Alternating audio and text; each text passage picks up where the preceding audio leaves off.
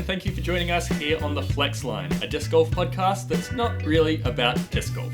I'm your host, Chris Hoopman, and in this episode we talk to someone whose career really kicked off in the post-COVID boom. They launched a bag company and have recently become the tour director of a nationwide tournament series. Please enjoy my chat with Henry Pearson.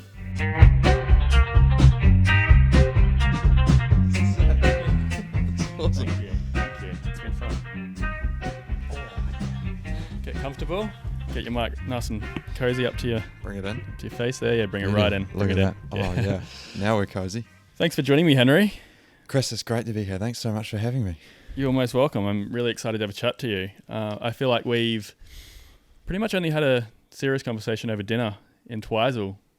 That's kind of the only time we've really had a good, decent chat. You and the Winnow boys there. I think you're right. Mm. We've probably known each other for several years, and I've been obviously very familiar with your great work with Flexline, which has always been outstanding. But yeah, we kind of, up until that Twizel conversation only a couple months ago, Never really talked. we haven't properly had a bit of a chat. I find that that's so common within disc golf communities. Like, you just see people in passing at tournaments and you never have that sit down, get to know someone chat. A lot of faces, but not a lot of conversation. And hopefully Agreed. through this, I can talk to some people and learn a bit more about them. Yeah, I think you're right. I mean, it's great to like meet up again and reunite almost with the whole community at big tournaments like we just had over the weekend. But you're probably like fair in saying a lot of the conversation that we do end up having is like, how was your round? Kind of, have you been playing much sort of stuff? And there's definitely like a lot under the disc golf sort of surface that, you know, we don't often get a chance to touch on. So a nice chance to do that. Yeah, with you. Yeah, I'm looking forward to it. So how are you? How have you been the last little while? I've been good. Yeah, really good. It's been a whirlwind couple of months, as you'll know. Yeah, I'm sure. We had the Tour Down Under season over January and February, during which time I was pretty flat out. But it was fantastic and thoroughly enjoyed it. And then took a bit of time off after the tour season. And the first week was unreal because I was just totally on edge, feeling like I had to do something immediately all the time. And so it took me like a good week to 10 days to like calm down Chill off that out. sort of buzz and things. And then I've been back at home in Auckland for kind of the last 2 to 3 weeks, and now starting to get back into like normal routine. So, Okay.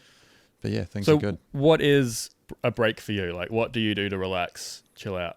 What does that look like in your world? Over the last, and during that kind of holiday period that I mentioned, I was traveling the country from Queenstown, which was where the last Tour Down Under event was, all the way back up to Auckland. And Cool. it was partly just to have like a holiday, but we also had a van that Nate Perkins has been using, and so it was partly to kind of transport that back up to Auckland. So okay, yeah. it was great, yeah. So you were traveling with Nate? No. Oh, Nate, you just did the return trip. I was traveling with my girlfriend, and so Nate and his partner Kat had flown home to America, and I said, hey, look, I'm wanting to take a bit of time off. Do you mind if we borrow the van? He said, yeah, that's awesome. Oh, sweet. So we tiki toured. We went Cool. from Queenstown to Te Anau, Milford Sound, Christchurch, Kaikoura, Yeah. then all the way up to Marlborough Sound, Golden Bay, St. Arnaud, Hamner Springs, back up again. All over the It was place. stellar. Wellington and then home. Sweet. So yeah, had a sensational Cool. time. Any standout locations that you visited? There's probably a few like under the radar spots that we visited that I either hadn't heard of or hadn't heard hype about that were sweet. St. Arnaud. All right, spill the beans. Yeah. Tell us where we need to go. Well, St. We'll Arnaud, ruin which those is spots. exactly, it's an alpine kind of town, really small, in the middle of like the upper third of the South Island, not far from Murchison, I think. And like there's one hotel, like one general store, and then like 2 campgrounds, and then not a lot of other stuff going on.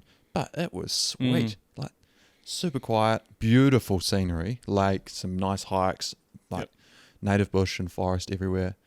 If you want to just spend like 3 days kind of doing nothing and hanging out by the lake and reading your book and stuff, go there. That was seriously underrated. That really speaks volumes because my dad loves hiking in New Zealand. Right. And every time he visits, he just wants to go to St. Arnaud and do Right. hikes around St. Arnaud because he just reckons it's amazing. Yeah. So Have you been? I've not been. Right. I've only been actually in that region really once, which is when I went to Armageddon. Oh yeah. And I just shot up through Murchison, the inland route. Cool. Went to Nelson and then came straight back down. Yeah.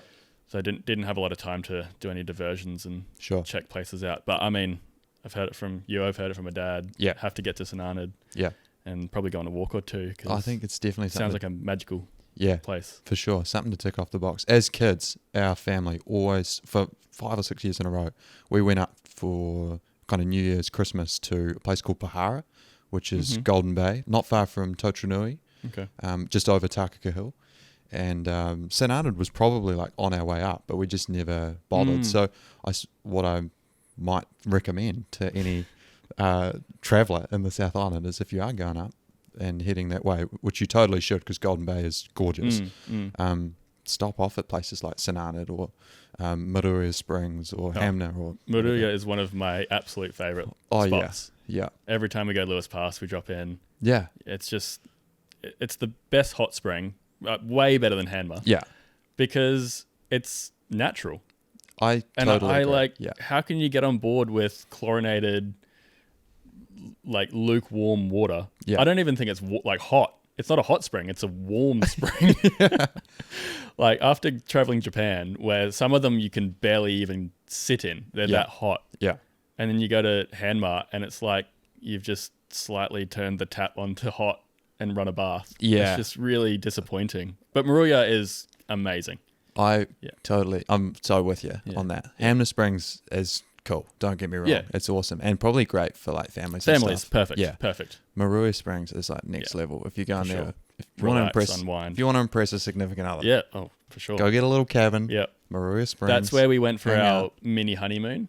Because we were obviously going to Japan, but it was still COVID restrictions and all that. You chose very well. So we went to Lake Daniel, did the hike to the hut, and then the next night we went to Maruia, had a stay and dinner, and it was primo. Bliss. Yeah. So good. Totally agree. Yeah.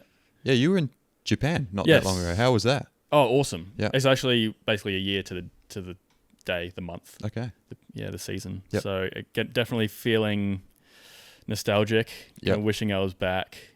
It was such an awesome trip. Yeah. Yeah, like if I could go every year, I absolutely would. Yeah, heck yeah. And honestly, the way life's going now, I'm like trying to figure out a way that we can do that, or at least like maybe every 2 years, just 1 or 2 months get away, just because it's so awesome. Yeah.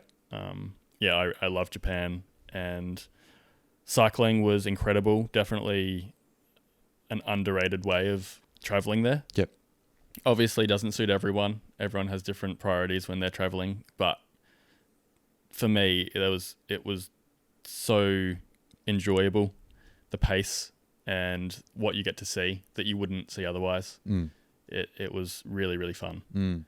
And so, anyone who wants a bit of an adventure and isn't afraid to get, a little bit dirty and, sweat a little bit and get rained on sometimes and just having a real adventure, but also there's plenty of comforts. Like there's convenience stores, every town. You don't really have to carry food if you don't want to, because everything's so convenient. The infrastructure's great, and it's honestly couldn't think of a better place to do a cycle trip than Japan. Really, it sounds pretty amazing. I've been to Japan, but haven't done the cycling thing. Yeah, but would love to. Japan's just a culture shock in the best of ways, in so many different ways. I loved it. Yeah, I mean, this was my third trip. Yeah, the honeymoon, and I do definitely agree to a certain extent that like it can be a culture shock, but I think I've just had so much compared to a lot of people. I haven't had a lot of experience, but I've had enough experience to appreciate the good things and understand the more negative things. Yeah.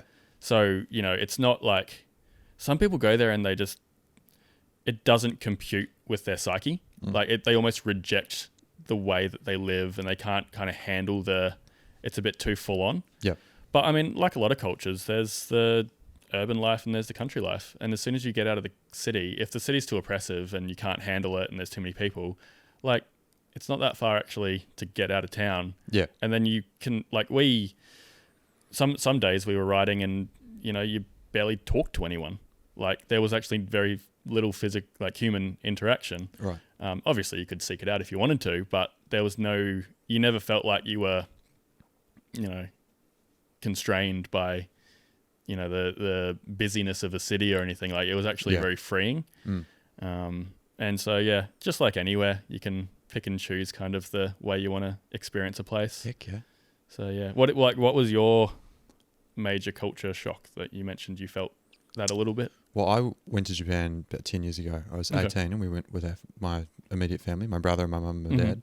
And I don't know, it's hard to kind of put your finger on it. I think the food, the people, maybe the like... It's hilarious you say that. Yeah. Because whenever a Japanese person asks me, why do you want to come to Japan? Yeah. I say the food, tabemono, Uh-huh. the people, hito, and the views. Which I'm not very good at saying that word, so I try to avoid saying that. But like the scenery, it's incredible. And so it's really cool to hear you say that as well. Like, the people are super kind, the food's amazing, and you can't beat some of the views. It was, pretty special. We had on the views front, we had a couple of pretty special experiences. One where we took the bullet train from Tokyo to Kyoto. Yep. Classic. Which was amazing. I mean, the views there were spectacular. And then when we got to Kyoto, it snowed there for the first time in about 50 years. Really? Yeah. And so we had snow in I've had snow in the old city. Have you? Kyoto, yeah. Awesome. Oh, that's cool. It didn't settle, but it definitely fell. How lucky are we? That's sick. Yeah, that was in 2015.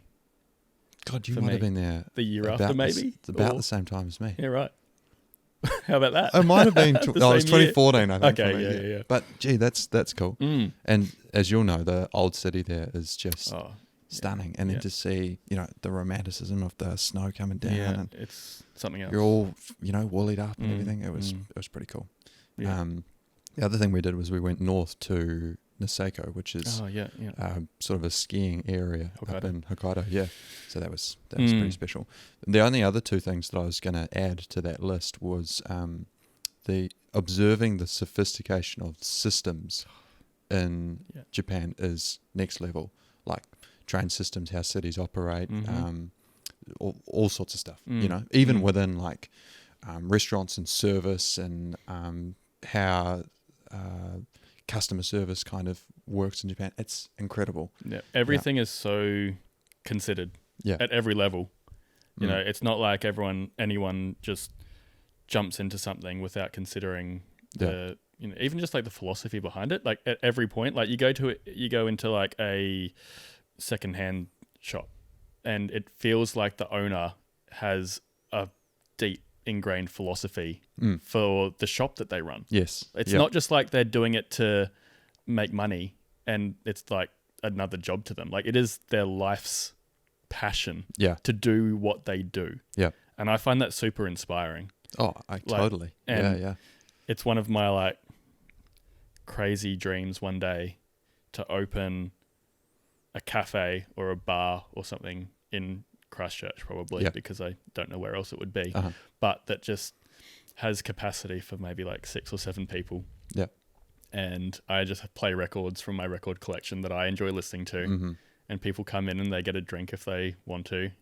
And it's not very economic, like it's not a very economical... It's not a capitalist empire, is it? it? No, exactly. It's not a sound business model, but it's just you're living and experiencing life in a way that resonates with you. Yeah. It's not because you need to meet an end.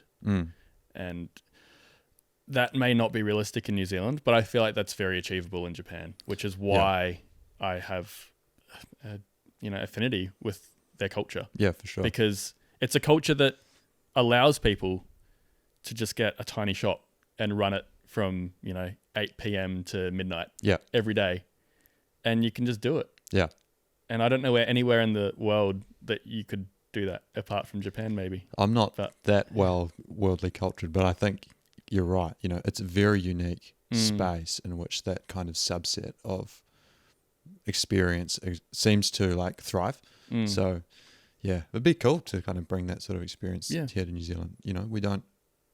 Maybe it's partly because we don't have a culture that's quite as old as some of the other possibly. cultures around the world, and we haven't quite ventured into that space as much. But there probably seems like a yearning for it from like a subset of New Zealand's culture for more unique, maybe intimate type of settings. Like settings like that. So yeah, I think it also comes down to work ethic. Yeah. I think in New Zealand we don't reward people who we perceive as taking it easy. Right. Yeah. Like you have to grind to be seen as worthy. Yeah. And so if someone's not really like if they've combined their leisure with their work, it's seen as like, oh, you're not really, I don't know, like you're not grinding and trying hard enough to make a living. Yeah.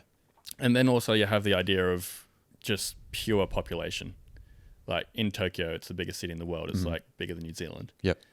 And so in any given neighborhood, you will have a subculture of people who can actually engage with your business. Of course, Whereas in Christchurch, you might have 10 people scattered all across town who on one night might want to, well, like across a week, those 10 people might visit you once. And it's like, but in Tokyo, you might have, 1,000 people in, a 5K radius of you that want to come every night because they're passionate. They're that passionate about that exact space that you've curated, and they want to engage with you in that way. So I think, but combined with New Zealanders' view towards work ethic and what a worker should do and how a business should operate, combined with the pure population required to maintain that business, I think those are the kind of key recipes that New Zealand is lacking.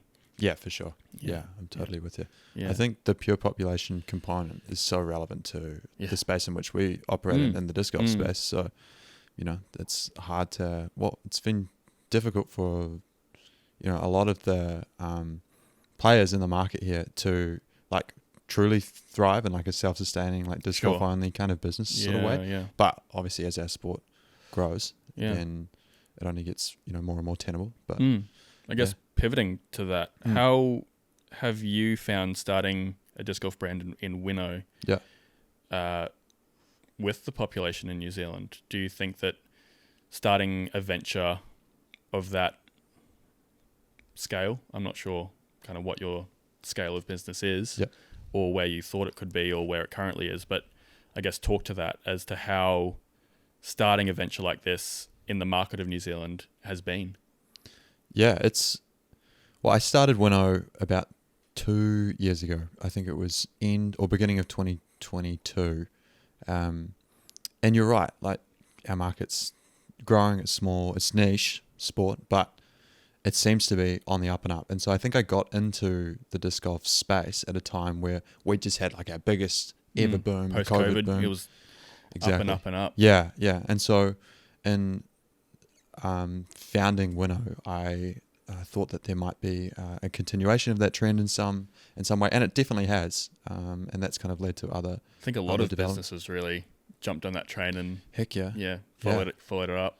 Well, I mean, the increase in disc molds and manufacturers being approved by PDGA and stuff is unreal. Yeah. And so maybe now you could make an argument that it's saturated. But coming back to what we were talking about, it's been really fun. I mean, more than anything, I think for me, Winnow has been an explorative, entrepreneurial sort of endeavor for me, where I've built a brand from scratch and figured out started to figure out how to really thrive in an e-commerce space. And then obviously there's been all sorts of bits and bobs come up in between, but all in all, it's been fantastic. And, now I've started to kind of move some of the attention that I was devoting to Winnow into other things like the Tour Down Under. And I think there's a place for both to kind of thrive, particularly as they seem to feed into each other. And as Winnow grows, the Tour Down Under captures more interest, and as the Tour Down Under grows, then more people are seeking disc golf equipment, so it kind of makes sense. Did you know when you started Winnow, or did you have when you started Winnow a desire to start a tournament series? Was that at all in your mind? Not at all. Okay. I never considered events being part of Winnow's sort of thing. My background prior to Winnow is that I studied graphic and interactive design at a university in Auckland, and then I totally changed tack and studied psychology and politics at Auckland Uni. So I went from very visual stuff to very academic type study, and then Winnow sort of came into the frame right at the end of that psychology politics degree.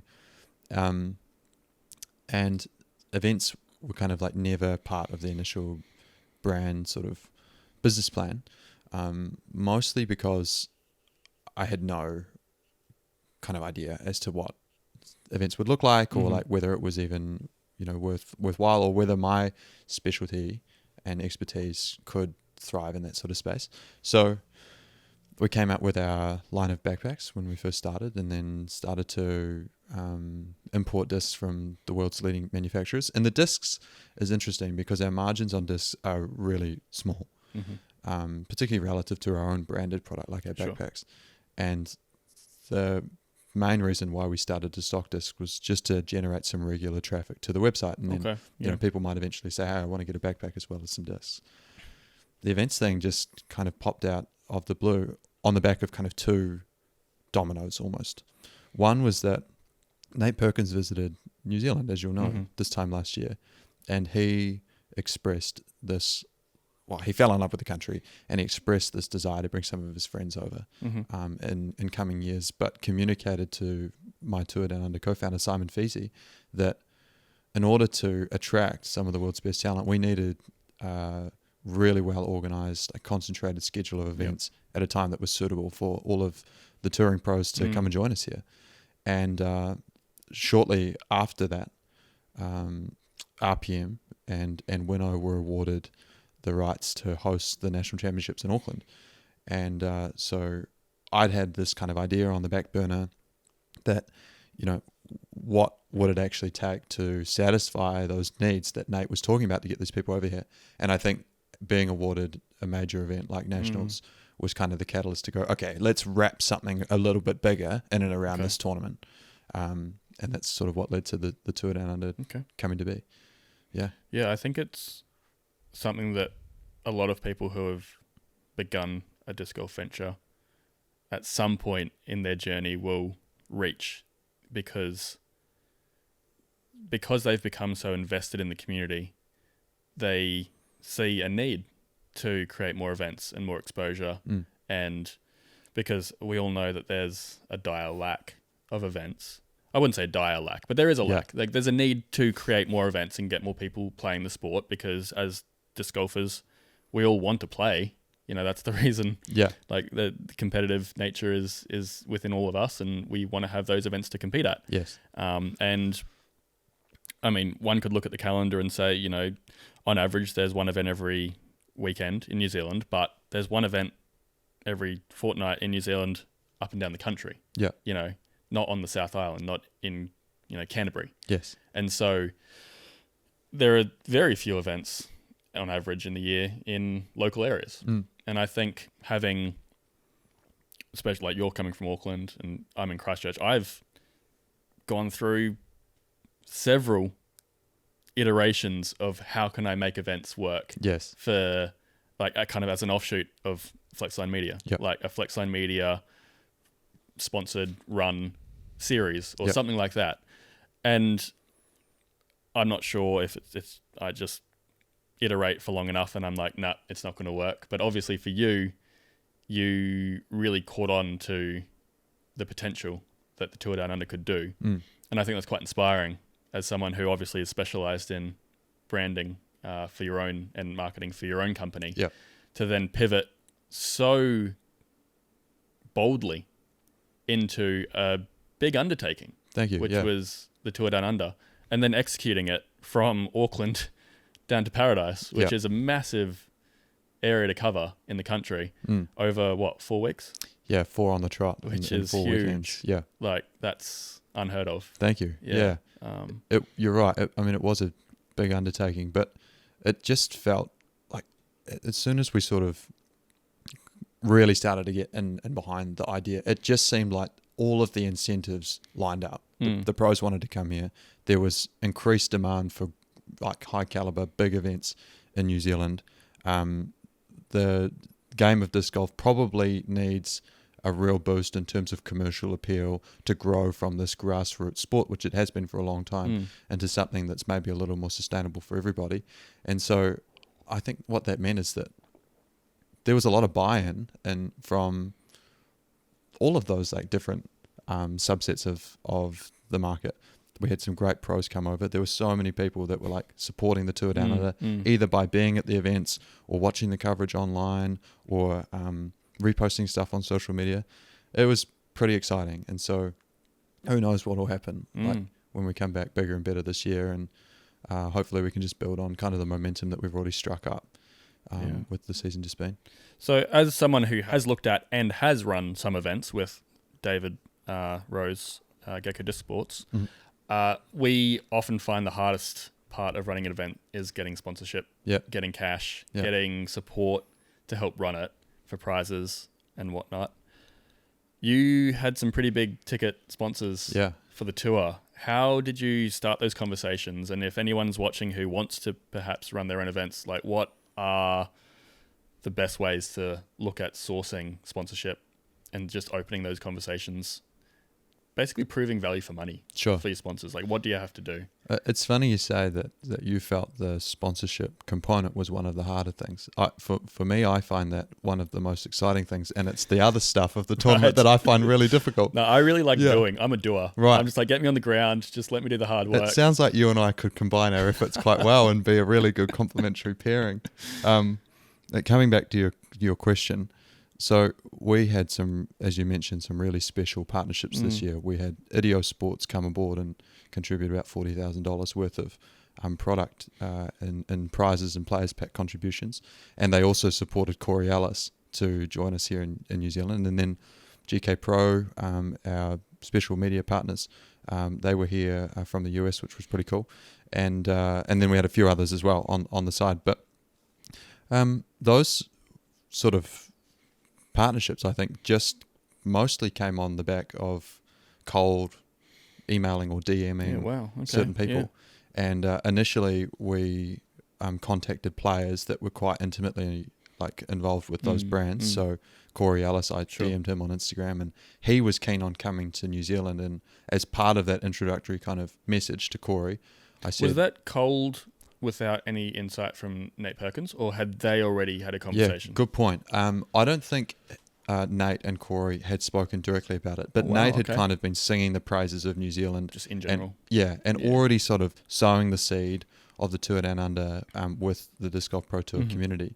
But yeah, I messaged Corey on Instagram and he replied within 24 hours and said, I'm quite interested to chat about it. I love Lord of the Rings. Like I love New Zealand.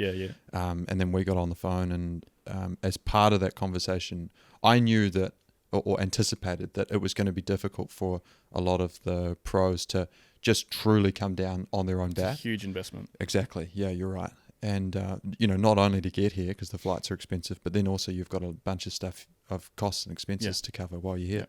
So it's hard enough for some Kiwis to get around the country, let alone coming from the States. Exactly. Yeah, that's right. Yeah. But the brands that are affiliated with those players, by virtue of those players being here, are going to have, gain a lot of exposure. Sure.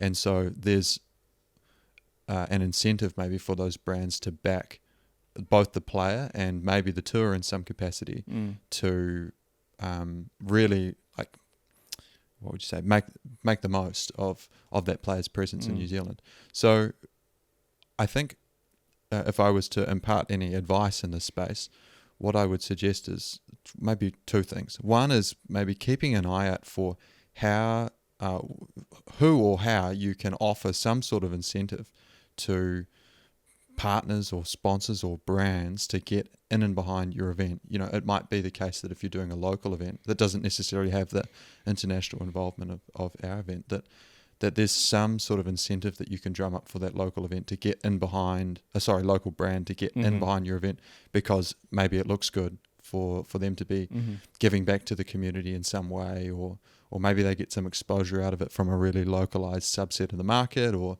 maybe the disc golf, the disc golfers in attendance at that event or who watch the coverage on Flexline or what have you, have a like a complementary interest to disc golf, like hiking or outdoorsy stuff, or beer, exactly, or yeah, you're right. Actually, that's a really good one. Or nutritional supplements, or such. Where you go, okay, well, if they're playing disc golf, then they might be engaging in these things. that all sort of stuff makes sense. It was sort of a cold call kind of thing. And then from there, we considered how we could effectively give them the greatest value for money in terms of brand exposure through the Tour Down Under's offering as possible. So that was on-course assets that were going to pop up in coverage all of the time. Really thank you. And then digital activation, so social media things. You'll notice that on the leaderboards that we published on social media, all of the key sponsors of the tour had their logo beside the player's name in those leaderboards. Just like little things like that, where every time we could try and introduce their branding or logo like organically, we tried to do. And so I think Idio came back to us after the tour and said, this was awesome. Like, we're super keen to come back next year kind of thing. Awesome. Yeah.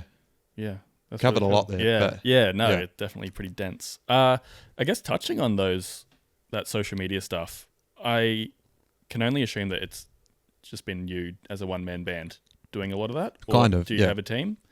We sort of have a bit of a digital team, but it's mostly been a bit of a team of two over the last wee while. Myself and then a video editor who's been doing a couple of the videos and things. Right. But about 90% of it I've done myself. Yeah. Is that something that you probably would look at, I guess, expanding or wanting to improve on moving forward? Just because, as someone who was pretty keen on the social space, yes, for better or for worse, I wish I didn't have to be, but I noticed that a lot of the leaderboards have been posted subsequently to the event, which, like, I can understand you were under the pump hugely during running the events, so it would have been challenging. But like, as a person watching the feed and the events, like, it didn't really make sense. Yes.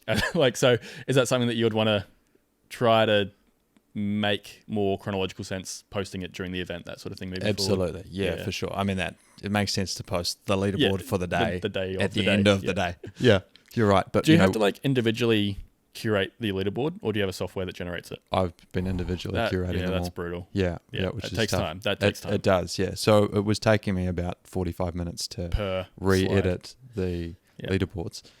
Excuse me. And then obviously you got to post them and stuff and create a caption. And I don't think a lot of people know like how long it takes to post stuff. Graphics are hard, man. Yeah, and then just putting them up is the other hard thing. Like doing videos, you're like, oh, cool. I've exported my video. I'm ready to upload it on YouTube. Yeah. Okay, this is taking me half an hour to post a video to YouTube. Yes. Because you have to go through so many steps of the upload. Then the upload itself takes 15 minutes. You can do other stuff, but you still have to be there to start it and stuff. Agreed.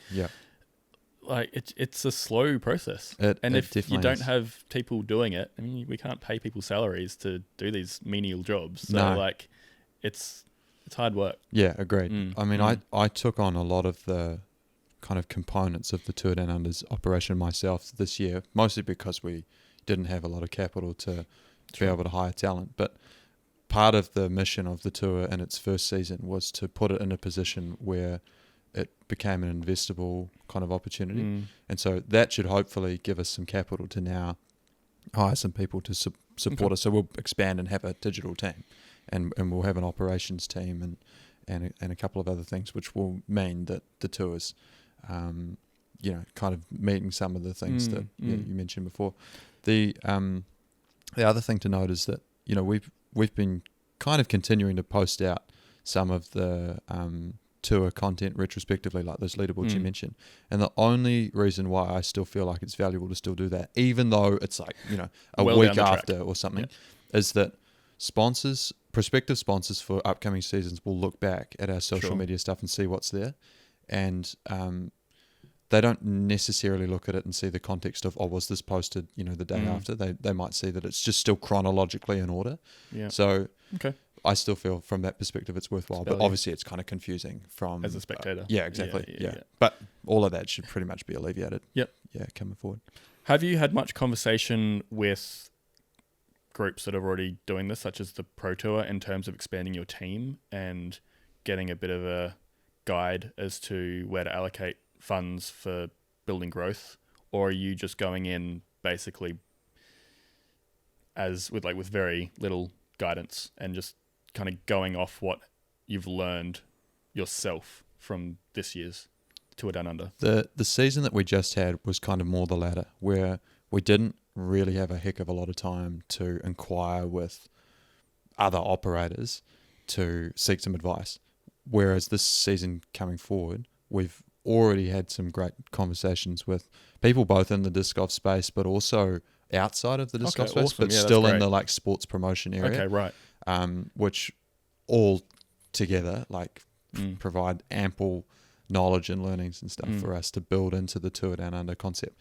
And so, we've been speaking to the Disc Golf Pro Tour guys, and they're awesome, and obviously they've got exactly what we're doing under their belt. Experience, yeah, for sure. Knowledge to impart. But then we've also been chatting with people from like ASB Tennis Classic in Auckland, or Sail GP, or other things. So that'll be that's super helpful. The other thing I'm considering doing is, what my year will look like between tour seasons. Winno's great, and I've really enjoyed building Winno, but at the moment the market's probably just not in a space where I can do Winno full time and it be like truly self-sustaining for me. Yep. And the other thing is that I'm quite interested to sort of learn a bit more about sports promotion and event promotion in another market. So I'm thinking I might go have a look for a job and consider moving overseas to work for like a big sports promotion space like PGA Tour or Live Golf or Sail GP or AFL in Australia or something along those lines. Go AFL, man. Yeah, that'd be awesome. Yeah, I'm a big AFL guy. Go Swans, by the way. Oh no, Lions. I mean, I feel a little bit embarrassed saying that this season they're 3-0. They played. Oh, sorry, 0-3. They played fantastic last season. Well, yeah, they made it to the grand final. They've been like premiership contenders the last 5 seasons, and now they've just absolutely dropped off a cliff, off the face of the earth. Embarrassing. You'll be right. It's early days. Days. Exactly. No, Swans looking good though. Yeah, they are. They are looking sharp. But sorry, we better not digress. Well, I want to digress shortly. Oh, okay, right. Quickly. So are you Aussie? No, I grew up here in Right. Christchurch. When I was 5, I moved to Sydney. Okay, cool. My dad got a new job over there, so we picked up shop and moved over there. I started school in Aussie, and then we moved back about 3 years later when I was sort of 7 or 8. Okay, so you picked up AFL at a very, very young age. Formative age. Yep. It stuck with you. Yeah. Good.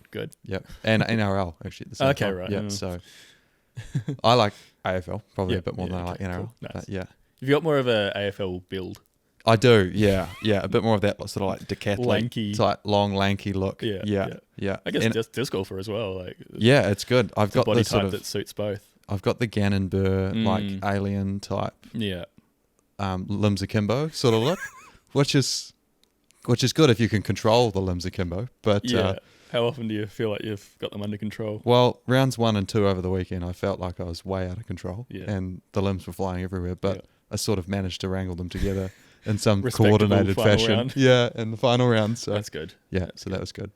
I guess moving into your disc golf career, how did you find the sport, and how do you find balancing the competitive side of disc golf with your business ventures? Yeah. After we moved back from Sydney, we lived in kind of Mirabelle, Fendleton here in Christchurch, which for those who are outside of Christchurch is not very far from Jelly Park. And I'd probably, from when I was about 12 or 13 onwards, I might have played 3 or 4 rounds of disc golf a year at Jelly, very casually with one disc that was probably a shocker of a disc or something, until I moved to Auckland, which was when I was about 19 or 20 years old.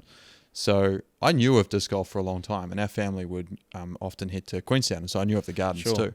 But it was only until that first COVID lockdown in 2020 when I properly found it, and I had played ball golf as my kind of competitive sport of choice growing up, and I played kind of regional and national like tournament scene type ball golf in the same way that we do with touring the country for disc golf, and then fell out of love with it about the time when I moved to Auckland at 19, and then sort of took a bit of a sabbatical and then found disc golf. So I think I found Jomer's Worlds coverage from like 2019 and watched that in like April 2020 in the thick of the lockdown. You would have had a pretty decent archive to trawl through, as soon as you got hooked in. And totally spent way too much of lockdown watching disc golf content at home. Yeah. A lot of people did, I'm sure. Yeah. And then I just got hooked, and all of a sudden I had 20 discs and was carrying them around in a old library book bag, and and that was fun. And then it was quite natural in terms of just how quickly I gravitated to touring and playing all of the tournaments I possibly could. And then maybe when the business stuff started, initially when I was kind of just a bag or bag brand, and then slowly became a retailer, the balance between me playing and kind of doing this business thing as a side hustle was pretty easy. Nowadays, I think I don't really consider my competitive kind of ambitions in disc golf to sort of play almost any role in what disc golf is to me anymore. It's pretty much just business for me now, which in some ways is kind of sad, because I love playing, but I feel not that great about playing when I don't play regularly or I don't practice. Okay, interesting. I feel like I'm almost the opposite. Oh, really? Okay. I don't play for a couple of months. Right. The last time I played was, I think, a casual round with friends the weekend before Bottle Lake Open. Okay. Was the last time I played a round of disc golf. Wow. So that's 2 months maybe? Pretty much. Yeah. So I haven't picked up a disc in 2 months. Yeah. And this is a regular cycle that I go through probably in the last year or two. Every time I then pick up a disc and go for a round or play a tournament, I absolutely crush it. I'm unreasonably good. Better than my high was when I was actually playing disc golf. Okay. But then the next third round or so after that, I just tank. Right. So I start off at a massive high. And this was similar to my first round after lockdown. I got my PB at Jelly Park, the first round I played after lockdown. Yeah. And then my game just goes terrible off a cliff. And then I get really, just down on myself. I'm like, disc golf sucks. Why do I even play? And then I just don't play for another 2 months. So I have this cycle of playing 3 rounds every 2 months. So I just have to find the tournaments that line up with that cycle. Yeah, true. Yeah. And play those. So what do you think it is that kind of leads you to have this really good sort of spurt when you immediately return back? And then maybe what's the precipice for that tail off? It could be my body. Yeah. Just giving myself rest. Yeah. I know that Luke Humphreys always talks about this coming off the off season. And he just he's a kind of a first round or a first tournament legend. He played Waco, played really well in Waco, and then he played really well in what was it this year? The one that he almost it was the week after that, wasn't it? Yeah. Played really well in that one too. And I think he was saying in a press conference or something, interview afterwards, that he finds he's got a really clear mind, his body's feeling fresh, so he just comes back on feeling like peak condition. Yep. And then just drops off, doesn't have the legs to keep going. Mm-hmm. So, and they were saying, he's just got to find a way to stagger his tournaments that he always comes back feeling as good as he can play. Yeah. But obviously I'm still not at a level that's at the top of the leaderboard. So, but I can totally see that translating into the story you're telling before, and that you kind of come back, your expectations are probably pretty low. Exactly. You're playing more for fun and for yourself rather than with the expectations that you could reach whatever on the leaderboard. Yeah. Super relaxed, kind of chilled out about it. And then you almost surprise yourself, and that's quite gratifying. Yeah. And then maybe that bumps the expectations way up again. Possibly. And then your next round, you're like, oh, I'm not as good as I was the last round. And then you just kind of get in your own head and it just spirals from there. But I played the Ashburton Open, I think last year, and I got second or third in MA1. Nice. Which is the first podium I'd ever made. Wow, and then awesome. I didn't play Congrats. another competitive round until the Trilogy Challenge, which was when I say competitive round, an organised event. I didn't play another one until Trilogy Challenge, and then I was in a playoff for first in MPO. Okay. So, my goodness. So in my last 2 competitive organised tournaments, I was on a podium. Watch out for Chris when he takes a break. And they're the first 2 times I've ever made a podium in my entire disc golf career. Wow. So it's just a weird quirk of my game. Someone needs to study this, man. Yeah. I'm intrigued to hear about your philosophy and mindset behind digital asset management. Right. Because I feel like for everyone, they do it a different way. Yeah. Everyone has a Google Drive. Everyone has some form of online presence that they need to wrangle. Mine's a bit all over the place with different Google accounts for different projects that I work on. Mm-hmm. How do you approach it?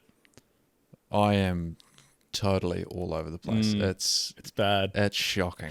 Yeah, I'm afraid to admit it. Actually, it's so bad, but somehow I manage. Yeah, I don't think I could properly say that there's like any sort of like truly organized kind of system in and behind my workings with Winnow, Tour Down Under, or even personal life stuff. But I seem to make it work. Okay.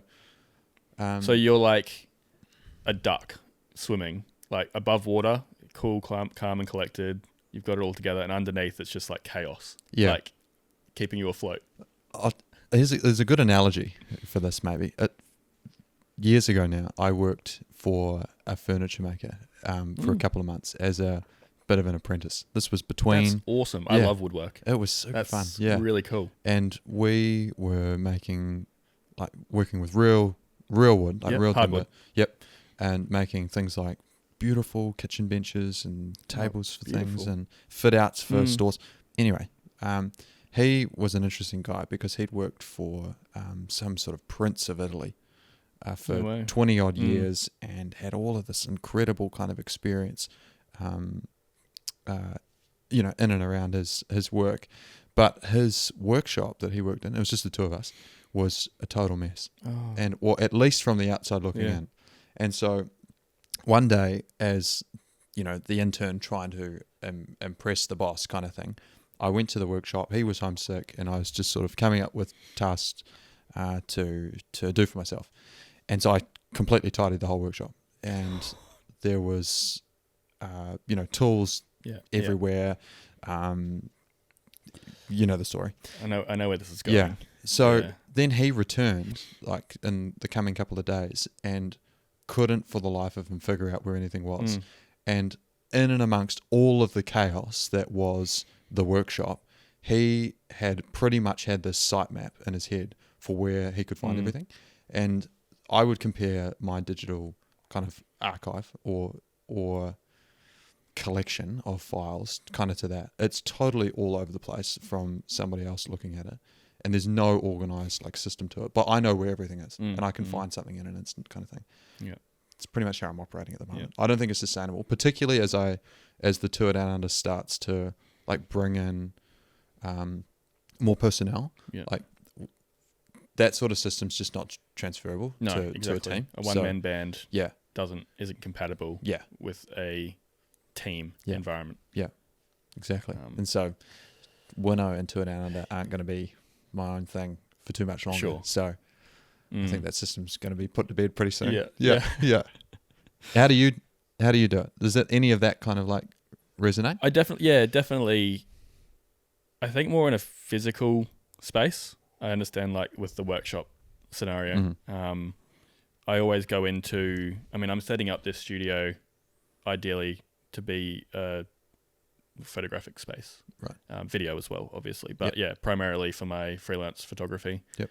Moving forward, and I get shelving, drawers, rolling cabinets for. I want to have everything in its kind of special place. Yeah. At the end of the day, the room is the same. That's kind of the ideal. Like always reset so that you go in the next day, and everything's where it should be. Yeah. But in reality, I know that's never going to happen. Yeah. Like. It's like you clean your living room and then literally an hour later you've got like 5 things on the table. You're like, how did they get there? Yeah. Like they don't live there. Yeah. Like, what's going on? So a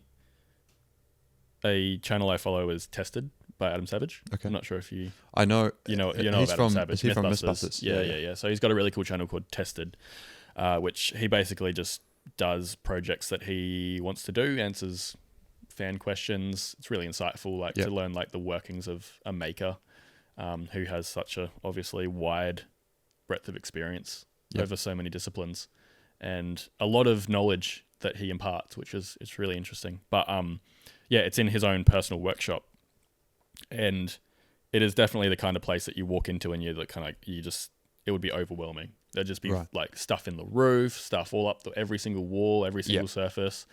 But he has this whole concept called first order retrievability, which is he doesn't have to touch anything to get the thing he needs. Right, okay. So even if it's like not necessarily in a convenient place that anyone would think of finding it, he knows where it is because it's his shop and he's made his workspace for him. Yes.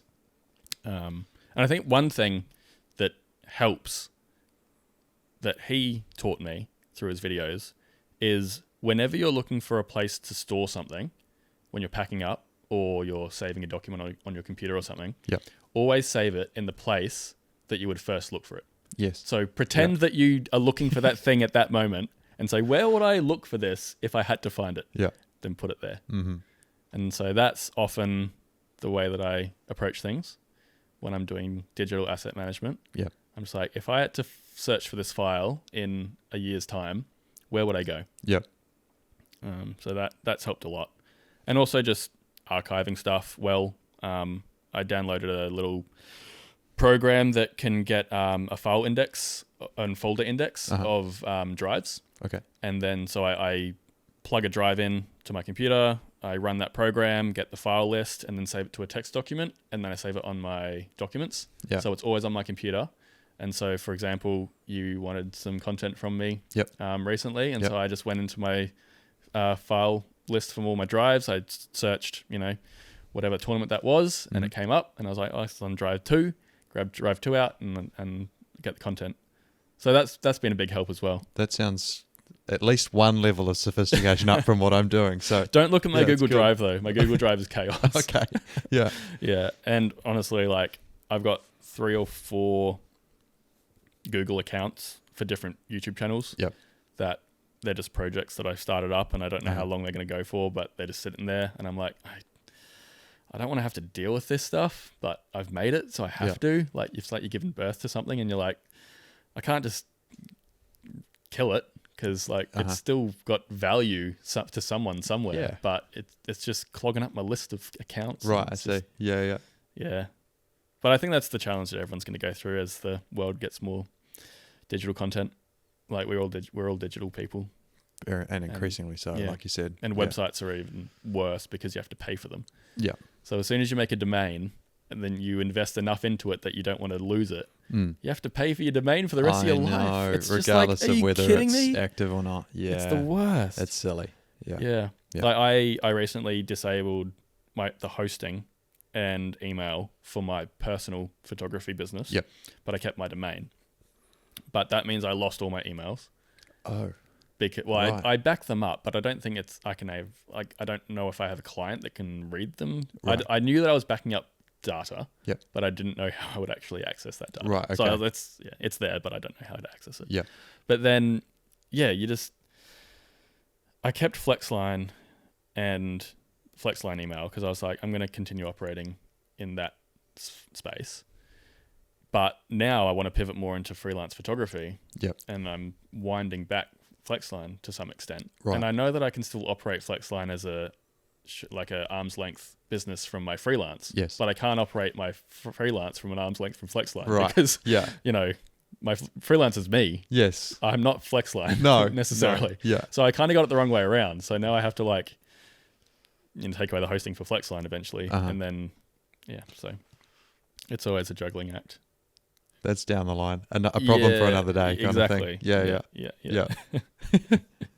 I just wanted to touch on, I guess, a bit of what you've been through the last little while. And I wanted to preface it just by saying that you are one of the most calm, considered, level-headed people that I've known. Thank you, Chris. And I feel like I haven't even had a lot to do with you, but it just, your calmness definitely and kindness is just so evident when you speak. And I just wanted to ask you kind of how it's been for you to handle some of the criticism that's come your way. Obviously, some people watching or listening to this may not be aware, but there's been some pretty, personal and fierce attacks. I'll say attacks, leveled at you due to the way that you've conducted your tournaments. And personally, I think it's completely misguided and uncalled for. Yeah. But I think the one thing that you've displayed is an absolute you've stood in face of adversity to an exemplary standard. And how have you nurtured that calmness in a situation that is incredibly tense and fractured? How do you find the peace within you to maintain that level-headedness and respond in a calm, collected manner? Because it's truly inspiring.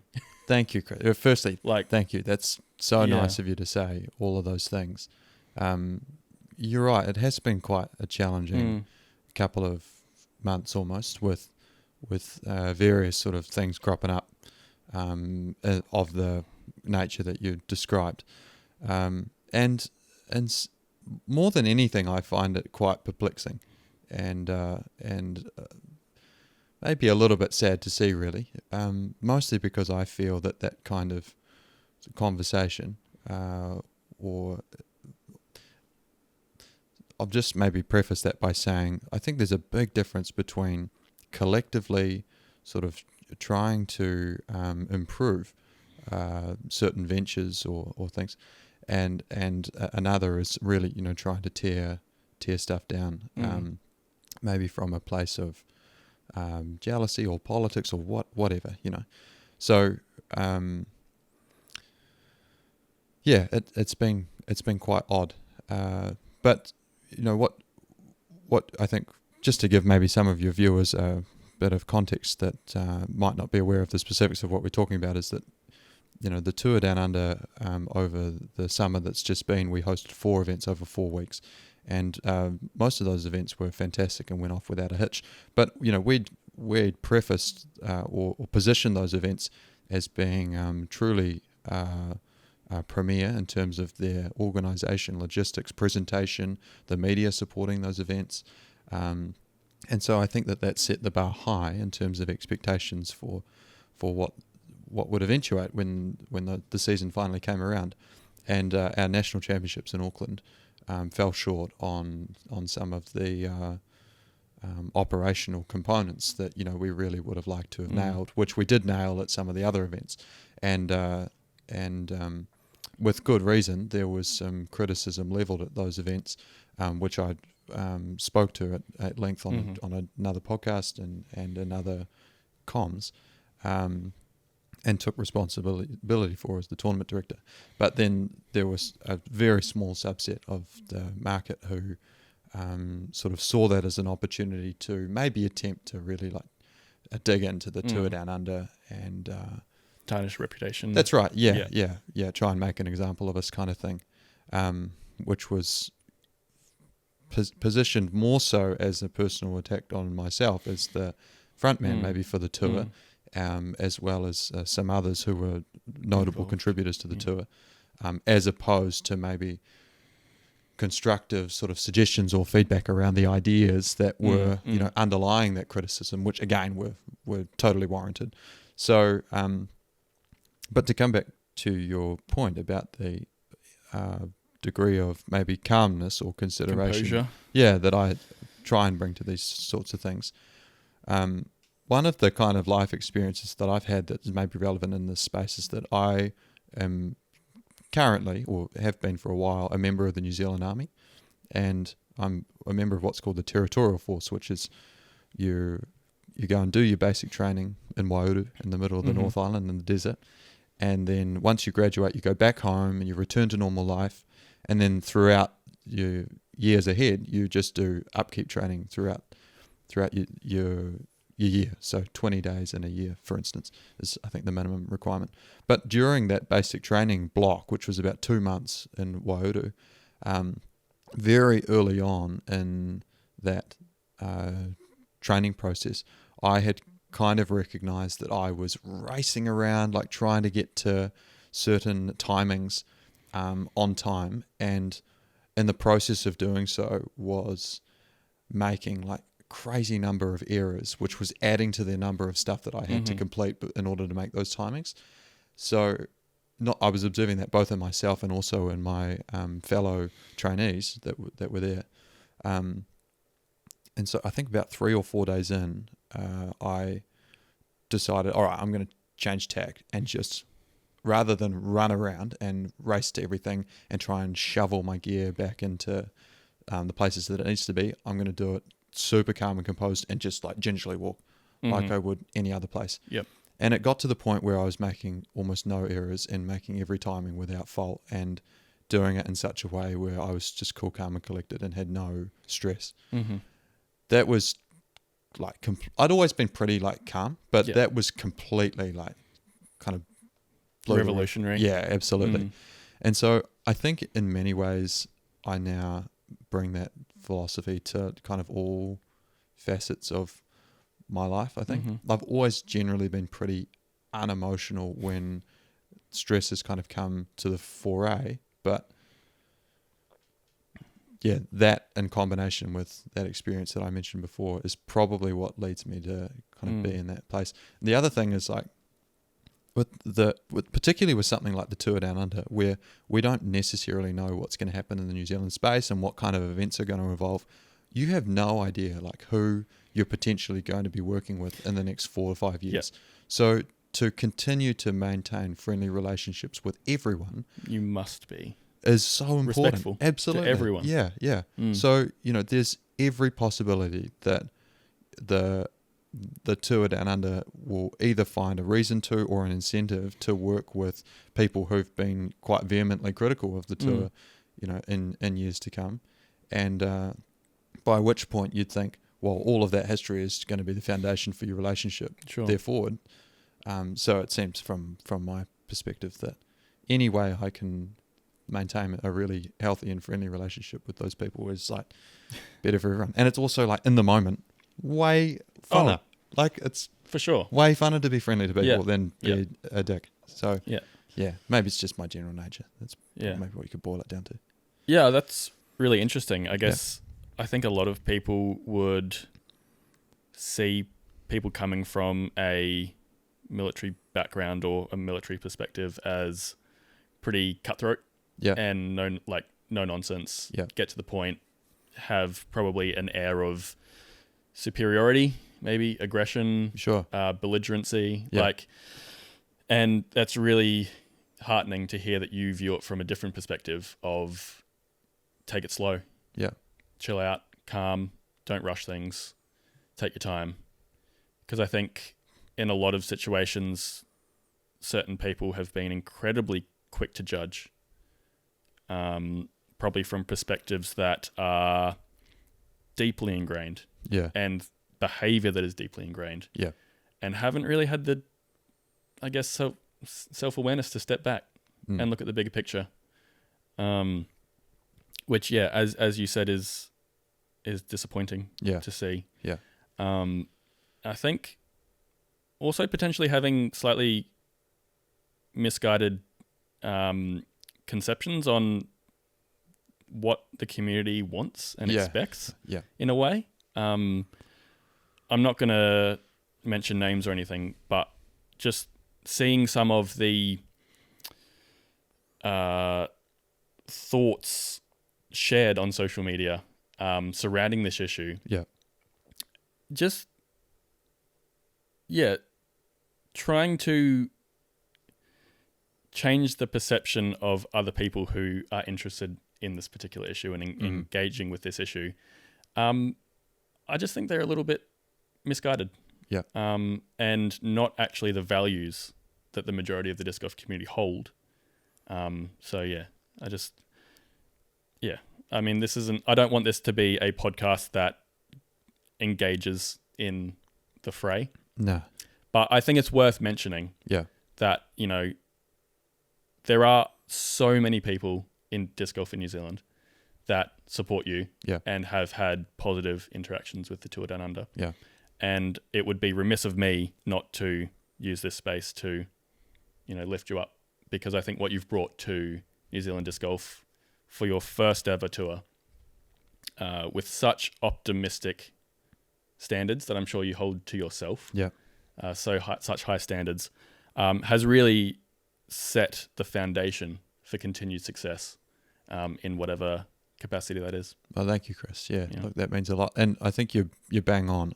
The very vast majority of the community, even people who've been critical of events like Nationals, are right in and behind like the tour's mission and are keen to support in all sorts of different ways, whether it be passively or more actively, it doesn't matter. But yeah, like pretty much almost everyone has been really like encouraging of the tour and its mission and its vision and things. And there's only really been a very small handful of people that have maybe kind of veered from that narrative, but that's all right. And if anything, the kind of challenges that have, or challenging sort of discourse that has arrived from some of the things that we're talking about, has only really like motivated the people who are actually supportive of the tour even more than they were before. We had an outpouring, or I had an outpouring of messages from people in the last couple of weeks who've said, hey, I can't kind of believe some of the things that are going on in the community at the moment in terms of where the discourse is sort of headed. And more than anything, I think I want to play a bit more of a role in supporting you or the tour or this event or this, that, and the other thing. And that's been pretty amazing. So, yeah, it gives me real... Like, I feel probably more optimistic about the way in which disc golf in New Zealand is heading, even after those conversations, than I did before them. So, yeah, I think we're all collectively in a pretty good space, and everybody is kind of motivated to sort of see through these things because they can totally see the payoff. Yeah. I think what's been most inspiring for me is to see and speak to the people who have, not necessarily publicly, some people publicly, some people privately, have spoken out against some of the things that have been said against you. Yep. But have then stayed friendly in the community and not done the same thing back to those who have leveled accusations against you. Because like, it's just a matter of not stepping down to the level of others, but maintaining positive community vibes. Like, a rising tide lifts all ships. Like, I just don't understand how some people feel like they have the right to punch down. But then there are the vast majority who maintain cordial relationships with everybody, despite knowing or not agreeing with those people, but they're so well adjusted enough that they can still interact with everybody on friendly terms. And I think it's so easy to do. It's just, it genuinely boggles the mind that, there are those that think that they have a right to be so critical and harsh and aggressive. I agree. But I don't want to leave it on a negative.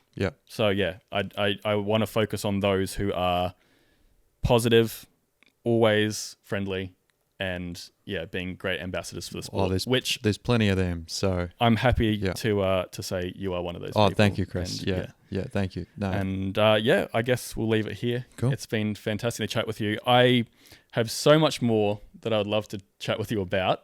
Obviously with this one, we had a bit of a hot topic issue to get off at the start, but you're a very interesting person, Henry, and I'd love to learn more about you and your life. So next time you're in Christchurch, I'd really love to have you back on and hear more about you. Thank you, Chris. Likewise, you're a really lovely and interesting fella. So and it's been great to properly catch up a couple of times now over the last few months, and we'll do it all again. Sounds good, mate. Next time I'm in Christchurch. Cheers. Thanks for joining us here on the Flex Line. Really hope you enjoyed this episode. If you did, please consider liking, subscribing, or commenting down below. All the engagement really helps.